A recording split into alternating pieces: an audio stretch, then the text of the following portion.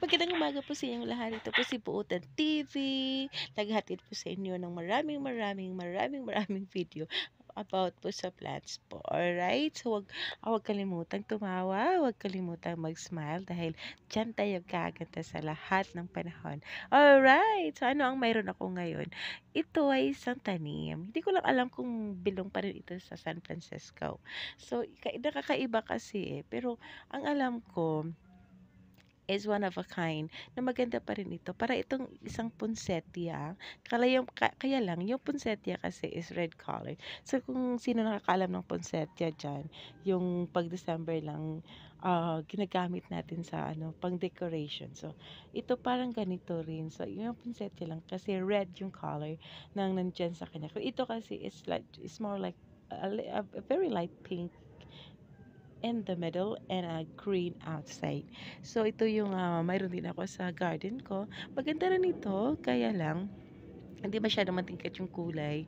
Kaya nilagay ko doon sa hindi naman sa pinakadulo, yung sa gilid lang po na kailangang matingnan siya talagang pag may pumunta sa bahay, nakikita siya kaagad.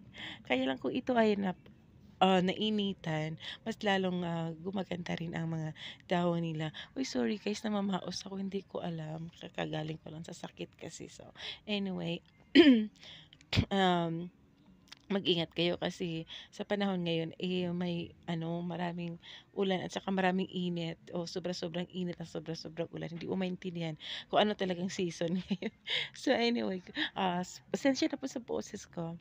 Kaya para may sore throat ako siguro. So anyway guys, thank you sa papanood sa lahat ng video ko. Lalo na kayo maanggeng. Salamat po sa inyo. Kahit na nagpapasaway ako, hindi na ako nakapunta ng live ninyo. Salamat. Salamat sa lahat anggeng faith team. Salamat po sa inyo. So back to my video guys. Sorry. So ito yung pinakamaganda na mayroon ako na hindi belong sa San Francisco family. So, disclaimer lang po, kung talagang belong din ito sa San Francisco, mag-comment kayo sa baba. Kasi hindi ko talaga alam to kung ito ba ay belong sa San Francisco family. So, ito yung pinakamagandang kulay niya, yung matingkad na green sa outside ng leaves at saka yung mayroon doon sa center ng leaves niya ay yung parang pink na color. So, maganda rin naman tingnan. At maganda kasi ito kasi ang dami ng dahon. Oo, makikita mo. Very healthy at maraming dahon to. At saka ang ganda tingnan, parang poinsettia siya kung pula ito. O tingnan mo. Kaya lang hindi pula yung bulak niya. Kaya kagaya siya ng poinsettia. So, ito rin ay magandang ilagay rin sa loob. Yung pinaka-side lang po. Huwag lang yung pinakadulo. Kasi pag pinalagay mo sa pinakadulo, hindi na siya nakikita kasi yung color niya hindi masyadong bright. So, tingnan mo. Kung gusto mong magkaroon ng ganitong tanim, huwag masyadong lagyan ng tubig. Ayaw nila. At saka, huwag masyadong